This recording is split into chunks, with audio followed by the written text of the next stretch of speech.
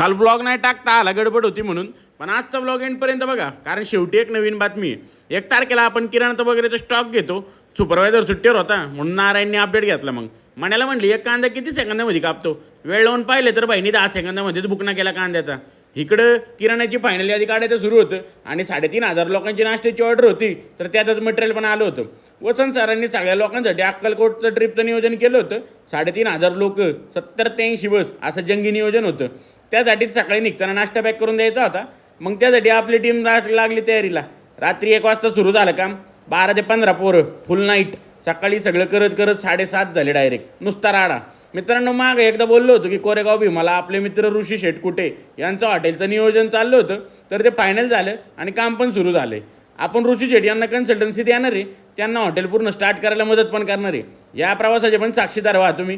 त्या हॉटेल मस्त veg non veg असन. भेटूयात पुन्हा. तोवर नक्की